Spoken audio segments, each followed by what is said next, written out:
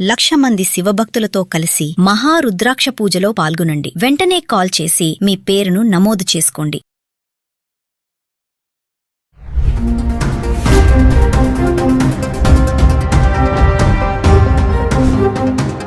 మొట్టమొదట మీరు మాట్లాడమని అడిగింది ఏంటంటే లేటెస్ట్ అమెరికన్ అప్డేట్స్ ఏంటి, ప్రస్తుతం ఎలా ఉంది పరిస్థితి ఇక్కడ.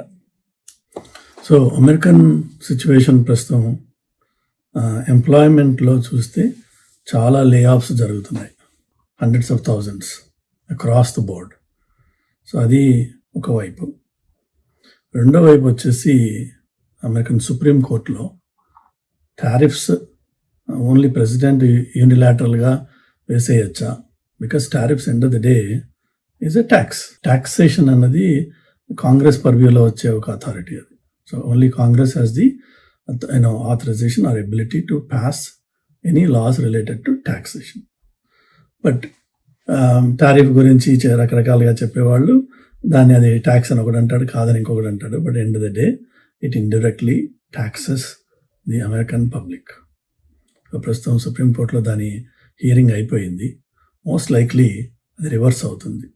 అంటే ప్రాబబ్లీ ఇంతకుముందు కలెక్ట్ చేసిన టారిఫ్స్ని రిఫండ్ ఇవ్వక్కర్లేదు, బికాజ్ ఇచ్చినట్టయితే అదో పెద్ద అవసరం వస్తే అదో పెద్ద మెస్ అవుతుంది. కాబట్టి దాన్ని ఉంచేసి going forward these tariffs should be nullified and president should get Congress approval అని చెప్పి అడిగే అవకాశం ఉంది. ఒకవేళ అలా అని కాంగ్రెస్కి వెళ్ళినట్టయితే అది అక్కడ కాంగ్రెస్లో ఆ బిల్లు పాస్ కాదు. సో అది ప్రస్తుతం ఒక ఇండికేషన్. త్వరలో అది జడ్జిమెంట్ బయటకు వచ్చినట్టయితే దానివల్ల కొంత కేయాస్ ఉంటుంది, కొంత ఊరట ఉంటుంది, కొంత ఎకనామిక్ రిలీఫ్ ఉంటుంది, కొంత ఎకనామిక్ సర్టెనిటీ ఉంటుంది అనమాట. ప్రస్తుతం ఇక్కడ ఫెడరల్ బ్యాంక్ ఏదైతే ఇంట్రెస్ట్ రేట్స్ సెట్ చేస్తుందో ఈవెన్ దే ఆర్ అన్అవేర్. వాళ్ళకి కూడా ఏం అర్థం కావట్లేదు ఏం చేయాలి దీంతో. ఎందుకంటే ప్రస్తుతం ఉన్న గవర్నెన్స్ గవర్నమెంట్లో అగమ్య గోచరమైన పరిస్థితి అనమాట. I think by the end of these holidays come January కొంత స్టెబిలిటీ వచ్చే అవకాశం ఉంది. అలానే మెల్లిగా పవర్ ఈక్వేషన్స్ మారుతున్నాయి.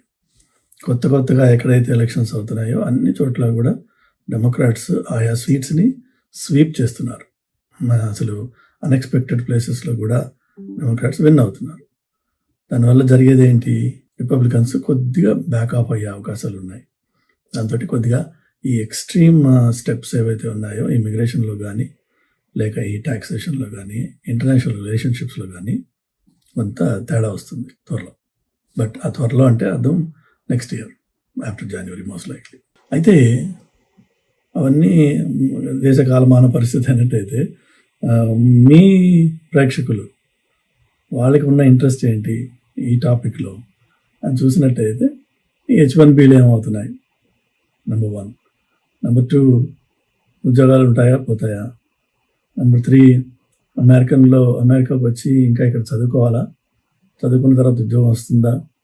ఈ FPT తీసేశారు కదా, తీసేసినప్పుడు మరి దానివల్ల జరిగే ఎఫెక్ట్ ఏంటి అంటే కాలేజీలో మాస్టర్స్ కంప్లీట్ అవ్వగానే ఉద్యోగం రెడీగా ఉండాలి, లేదంటే వాళ్ళు వెళ్ళిపోవాలి ఇంటికి.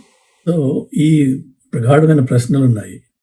ఆన్ టాప్ ఆఫ్ ఇట్ రీసెంట్గా ఆటోమేటిక్ రెన్యువల్స్ ఫర్ EAD, అలా H1B, అట్లా కొన్ని కేటగిరీస్ ఏవైతే ఉన్నాయో ఆటోమేటిక్గా రెన్యూ అవుతూ ఉండేవి. ఆ ఆటోమేటిక్ రెన్యువల్స్ని తీసేశారు. దానికి కూడా కోర్టుకి వెళ్ళి ఫైట్ చేయడము అది జరుగుతుంది. కానీ ఆటోమేటిక్ రెన్యువల్స్ తీసేస్తే పరిస్థితి చాలా ఘోరంగా ఉంటుంది. ఎందుకంటే జనరల్గా ఇక్కడ ఏదైనా ఒక ఎంప్లాయ్మెంట్ ఆథరైజేషన్ మీద వర్క్ చేసేవాళ్ళు చాలామంది ఉంటారు, టెన్స్ ఆఫ్ థౌజండ్స్లో ఉంటారు. ఎవరెవరైతే గ్రీన్ కార్డ్ ప్రాసెస్ మొదలుపెట్టి దానికోసం వెయిట్ చేస్తున్నారో, లేక ఈ పెళ్ళిళ్ళ ద్వారా EADలు వచ్చిన వాళ్ళు ఉన్నారో, రకరకాల కేసెస్ ఉన్నాయి ఈ ఎంప్లాయ్మెంట్ ఆథరైజేషన్తో పనిచేసేవాళ్ళు. అలానే ఆటోమేటిక్గా H1 ఎక్స్టెన్షన్ అయ్యేవాళ్ళు కొంతమంది ఉన్నారు. ఎవరెవరికైతే గ్రీన్ కార్డ్ ప్రాసెస్ మొదలయ్యి I-130 అప్రూవల్ అయిపోయి ఆ తర్వాత 1 year దాటిన తర్వాత ఇంతకుముందు ఎక్స్టెన్షన్ ఆటోమేటిక్గా వచ్చేది. అట్లనే ఇంకొక రూల్ ఏముండేది అంటే ఈ ఎక్స్టెన్షన్ ఒకసారి అప్లికేషన్ ఫైల్ చేసిన తర్వాత నువ్వు కంటిన్యూ చేసేసుకో, నువ్వేమీ ఆపాల్సిన అవసరం లేదు, అది ఆటోమేటిక్గా వస్తుంది. It may take 6 months or 7 months, but there is no break అని ఇంతకుముందు ఉండేది.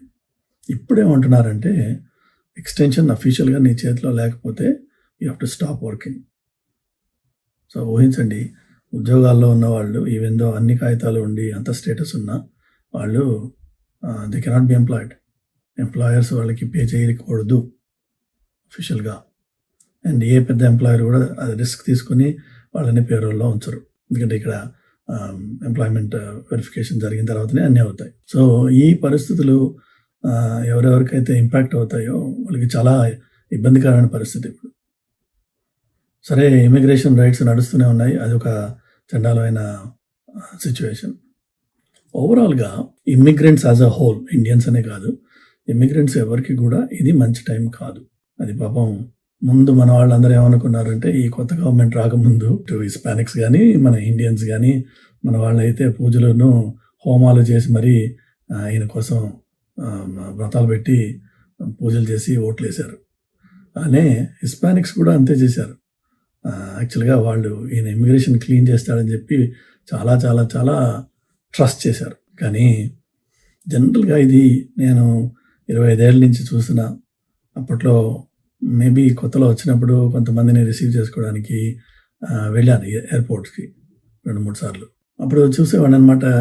ఆల్రెడీ ఇక్కడికి వచ్చి సెటిల్ అయిపోయిన వాళ్ళు ఎవరైతే ఉంటారో, వారు ఇక్కడ మేబీ 2 or 3 years ఉన్నవాళ్ళు ఉన్నారు. కొత్తవాడు రాగానే ఒక రకమైన ఈర్ష్య, ఒక రకమైన చిన్న చూపు, అరే వీడు కూడా వచ్చేసాడు రా, అది అంటే లోపల ఉక్రోషం ఉంటుందేమో మరి న్యాచురల్గానే అందరికీ.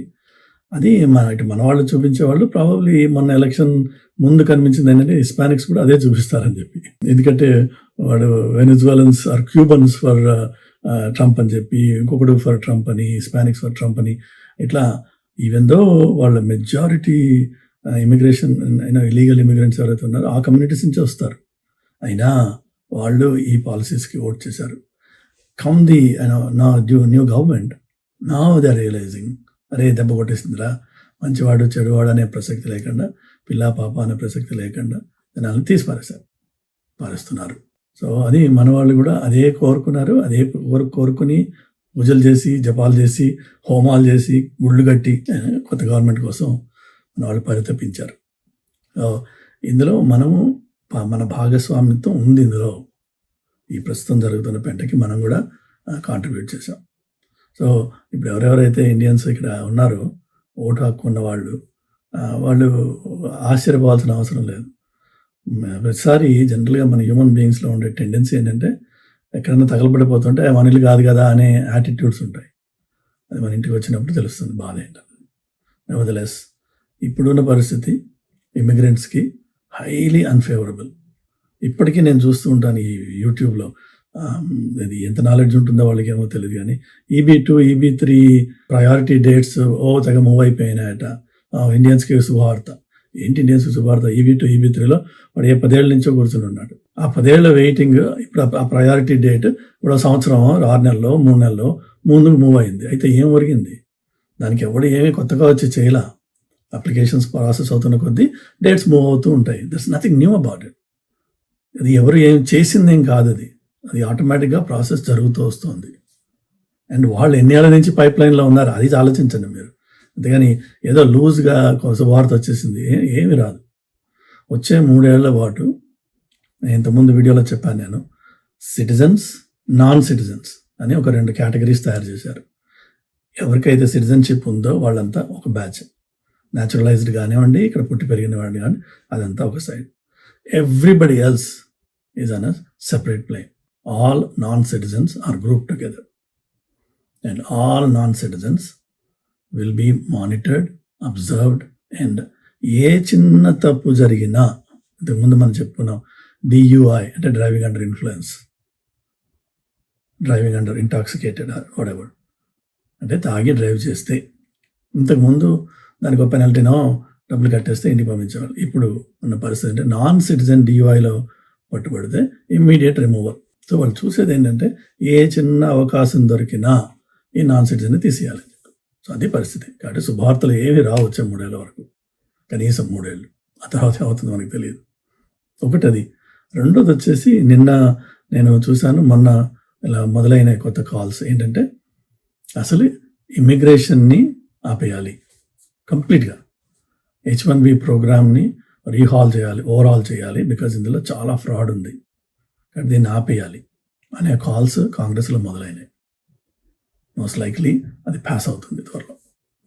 అయిన తర్వాత వాళ్ళు they are talking different proposals. ఏంటంటే ఓన్లీ 10,000 పీపుల్ మెడికల్ ప్రొఫెషనల్స్ని మాత్రమే తీసుకోవాలి. ఈ మిగిలిన H1 ఏదైతే టెక్నికల్ స్కిల్స్ ఉన్న ఐటీ రిసోర్సెస్ ఎవరైతే ఉన్నారో వాళ్ళని తీసుకురావాల్సిన అవసరం లేదు, because there is too much fraud అని అందరూ గుర్తించారు. అలానే ఒక స్టేట్లో ఆల్రెడీ రైడ్స్ జరిగినాయి, అరెస్టులు జరిగినాయి. ఆ ట్రెండ్ కంటిన్యూ అవుతుంది. కాబట్టి ప్రస్తుతం పరిస్థితి ఇమ్మిగ్రెంట్స్కి, ఇమిగ్రేషన్కి, ఇండియన్స్కి మంచిది కాదు. ఇక్కడ ఉన్న వాళ్ళు ఎవరైతే నాన్ సిటిజన్స్ ఉన్నారో దయచేసి చాలా జాగ్రత్తగా ఉండండి. ప్రతి నిమిషం కూడా బయటికి వెళ్ళినప్పుడు కానీ, ఇంట్లో ఉన్నప్పుడు కానీ, జాబ్ చేస్తున్నప్పుడు కానీ మీ మీద ఒక 10 కెమెరాస్ ఫోకస్ అయితే ఎలా మనం బిహేవ్ చేస్తామో ఆ విధంగా మన నడవడిక ఉండాలి. You are being monitored and observed through a microscope. అనే ప్రతి మాట, ప్రతి కదలిక చూడబడుతోంది. కాబట్టి మనం ఆ టైంలో ఎలా ఉంటాం అన్నది ఒకసారి ఊహించుకొని conduct your self based on those parameters. Okay, ma? So that's my message for now, and that's going to remain for the next 3 years. Unta mari. Namaskaram.